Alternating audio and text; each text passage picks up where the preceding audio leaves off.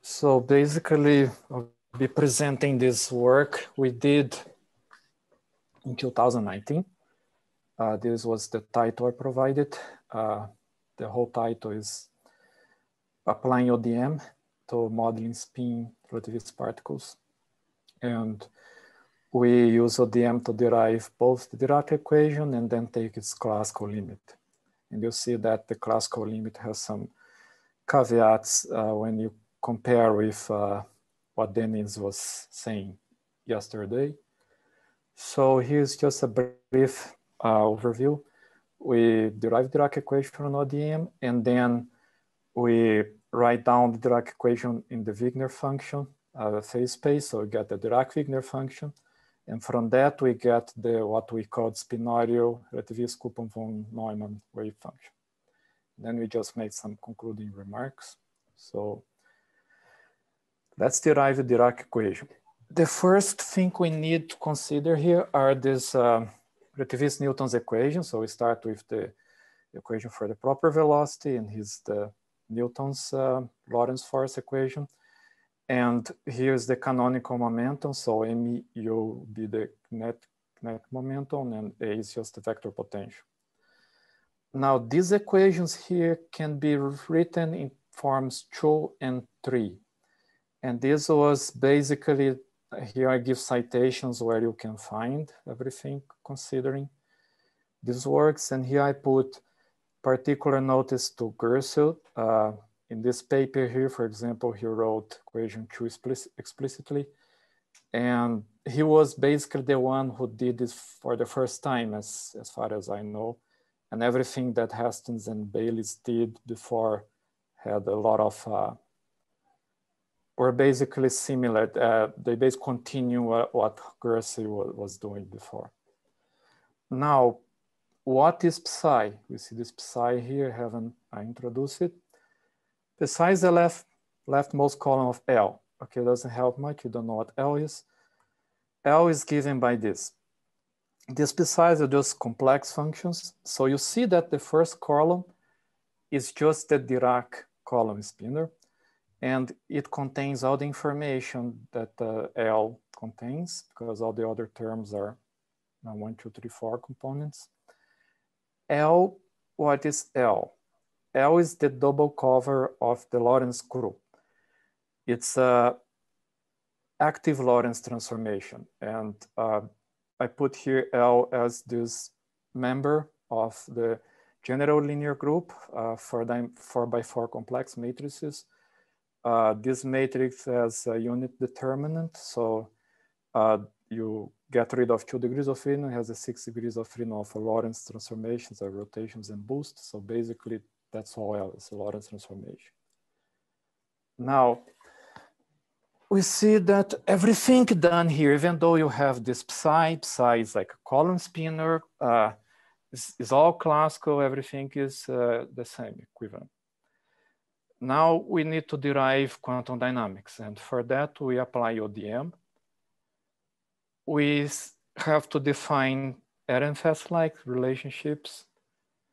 Then we need to define what's the average of observables.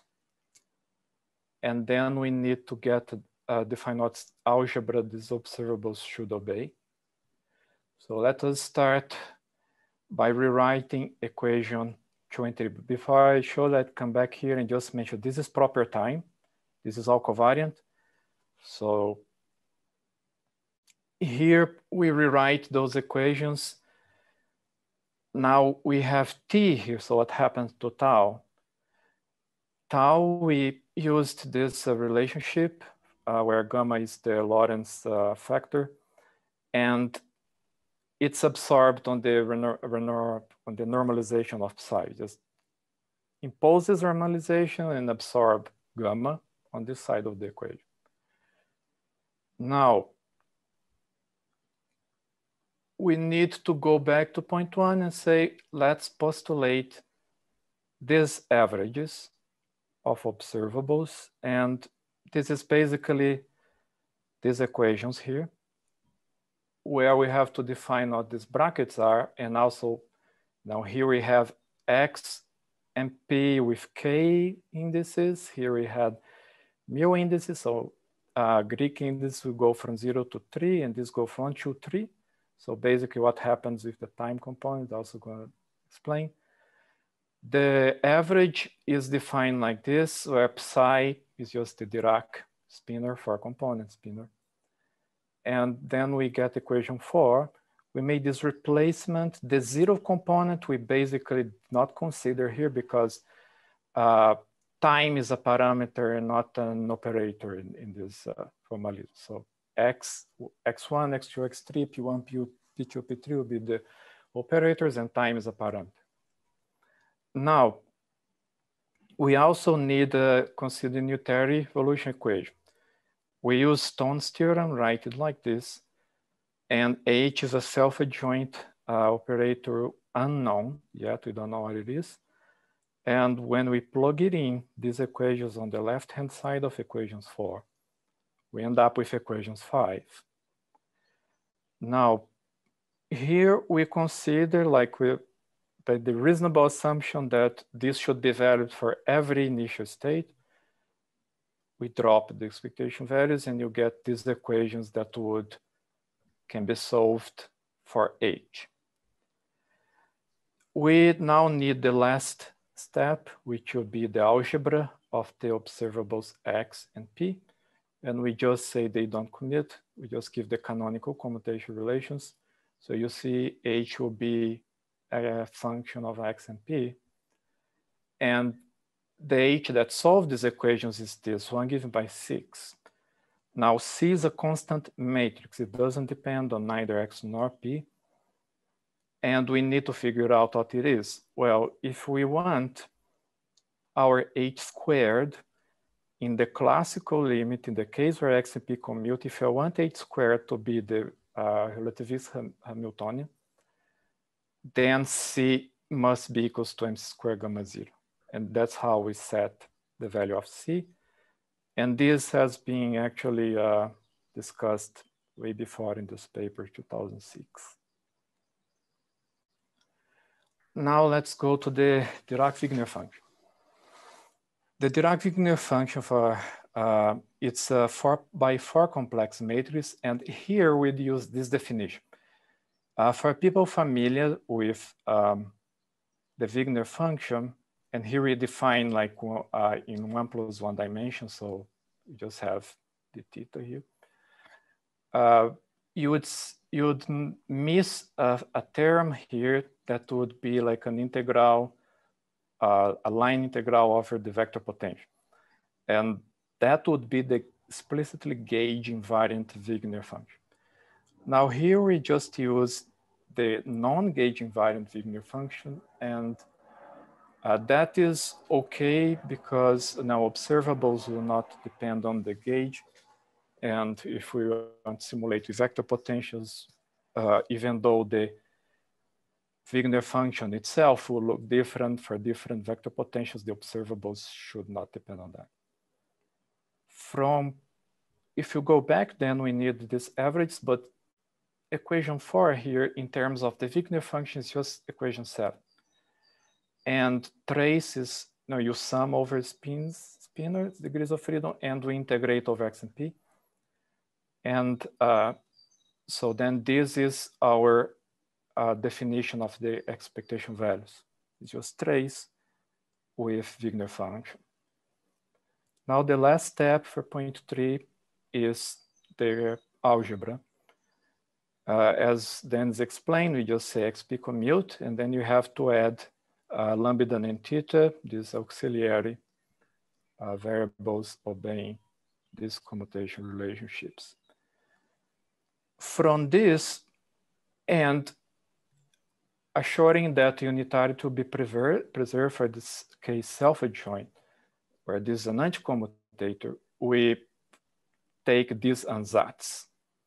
Now, this ansatz is not taken from thin air, is basically, that's what we get if we write down the Wigner-Dirac equation, and then we use this BOP, what we call BOP operator translation. Say X is X minus h bar theta, and then p would be p plus minus h bar lambda, and you take the power series expansion of h bar, and the term of zero order in h bar would be like this. So that's how we get this ansatz. By imposing that you should obey equation 7, k is given by this. Lambda not is 0, we just put here to make it look the covariant, but this lambda then would be derivative over x, theta would be derivative over p, and that is our sought after generation of dynamics. Now we're done, right? That's the end, we got it, that's it, but not so fast. There's a caveat, as I mentioned. The classical dynamics dictated by K, and this equation is not physically acceptable, because even if I start with a state that has no antiparticles, it will generate antiparticles. So basically, if I get a state, usually a Gaussian state, and apply a projector operator onto positive energy states at the initial state, and propagate it free dynamics without A, then as the dynamics proceeds, antiparticles are generated. And that is very unacceptable, because not even the Dirac equation will do such a thing. If you start the free Dirac equation and you filter out negative energy states from the initial state, negative energy states never arise. So this is a serious flaw from this as it is. This dynamic equation as it is. And here I can show a simulation. So here we plot the diagonal elements of W, so a sum over diagonal elements. These little dots here are like particles that are propagated classically, following classical trajectories. And you see here these negative energy states. And moreover, you can see that these dots don't follow the blob. So this is, you see that this equation with this K as it is does not even agree with classical Hamiltonian dynamics. So this is a very terrible flaw. And also would like to point out one very nice feature of phase space is that antiparticles and particles are clearly separated. So antiparticles always move in the opposite direction of particles because they're basically particles moving backwards in time. So here, just to compare, I'm showing the same evolution, but now it's the Dirac-Wigner function. And this is a Gaussian state. It's the same state, but this is I apply the projector operator to this state and I get this state. So this state, it has a bit of antiparticles, as you see, this interference effect, but this is because a Gaussian has compact support. So because it has compact support, it has negative and positive frequency components.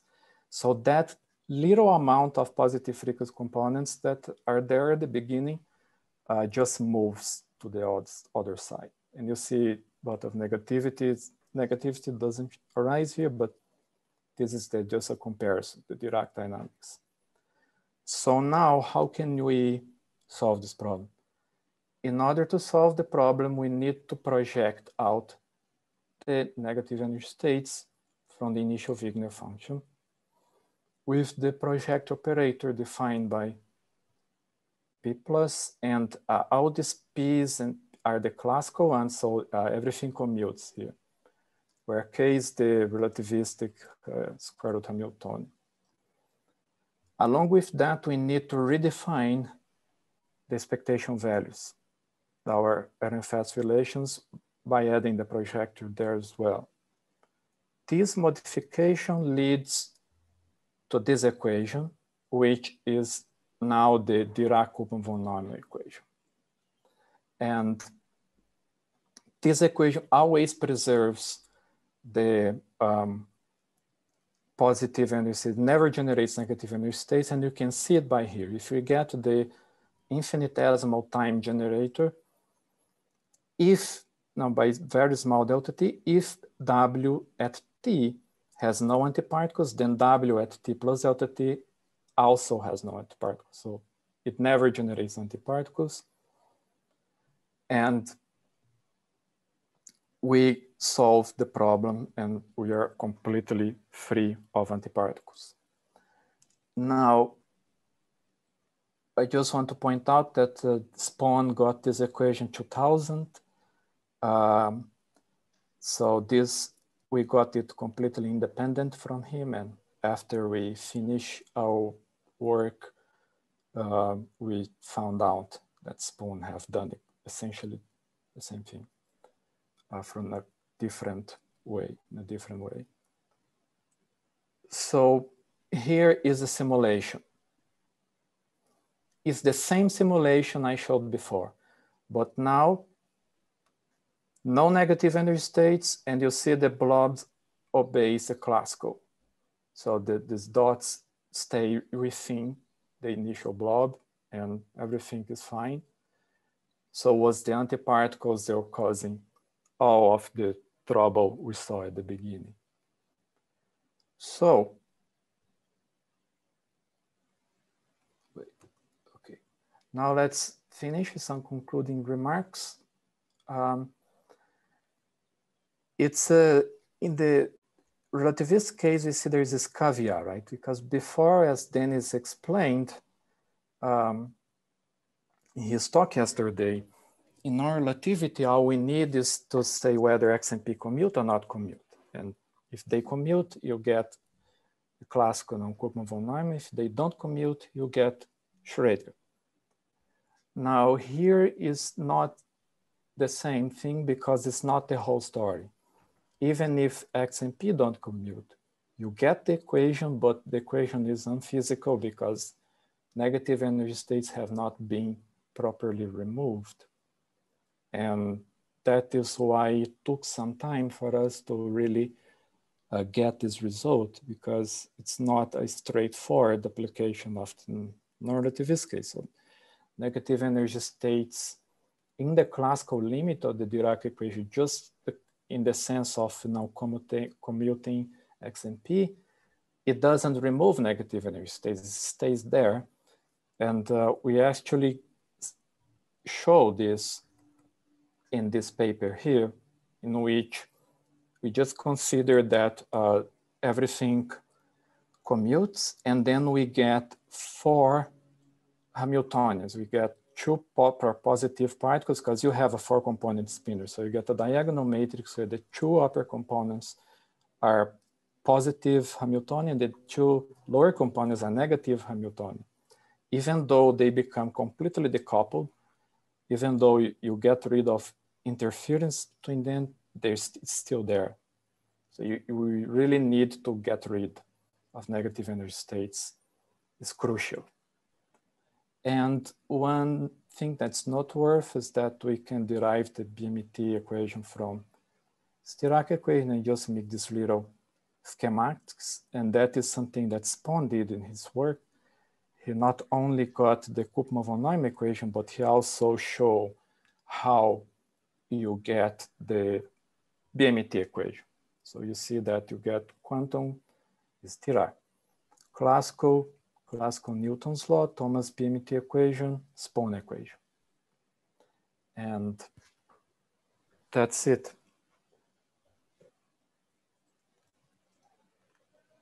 Okay, thank you so much. We have plenty of time for questions. Andre, this is Igor. Yeah. A quick question. So if you go back to the derivation, okay. One thing that I noticed that when I was reading the paper, and I forgot to ask you the other day, there is the constant C. Next slide. There's the constant C, and you set it up. Now observe that's the Lagrangian. In this case, it's a constant, right? So right. it's the relativistic Lagrangian, which matches pretty nicely with some of the derivation.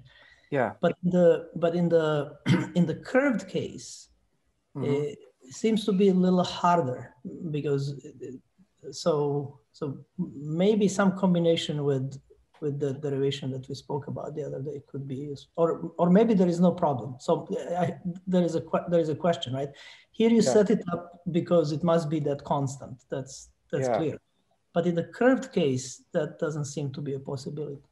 It will in fact be possible, because if we want to define, if you want to keep with these commutation relations here, you need to add the connection on form. And the connection on form will appear when you solve these equations here for derivatives. And then this connection on form will then have to appear on this side of the equation. So you get the Lagrangian plus the divergence part. Yes. Okay, nice. Yeah. So it's consistent, yeah. Okay, thank you. Okay, further questions?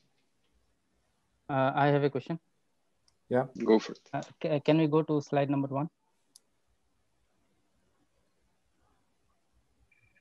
I mean, where, here in spinorial form. Here in equation 2 and 3, what I want to ask is, you claim that this is a relativistic Newton's equation containing force and accelerations and everything, right? Right. So when we look, the way we studied relativity, and when it comes to understanding relativistic acceleration, we are confronted with Rindler's frame, Rindler's horizons, and then there is Bell's spaceship paradox.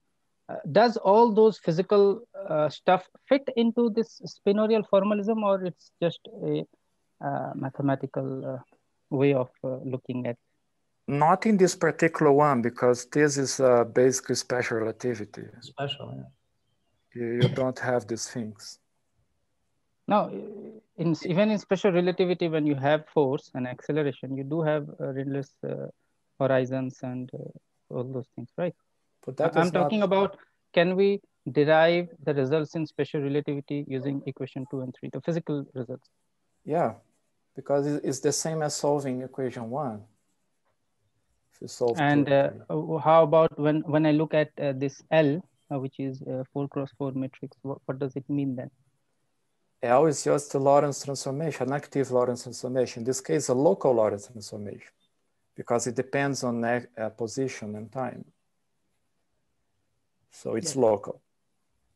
And it's an active Lorentz transformation. So it's basically an active transformation. It changes the point of reference. You basically, here, okay, the gamma matrices here are basically frames. They are orthogonal, like X, Y, Z, and T axis is your frame. And when you do this, you're basically transforming your frame. You're rotating the frames which are attached to the particle. Since this is an active transformation, you transform the frames, but you don't transform the point X.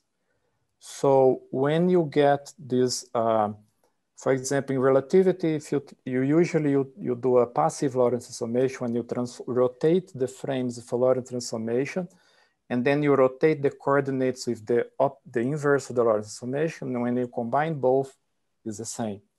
Now, since here you just rotate the frames, but not the points, when you combine, you get different point. And this point is basically depends on all the coordinates that goes in L. So everything you need to know of the dynamics, velocity, acceleration, rotation, everything precession is in L.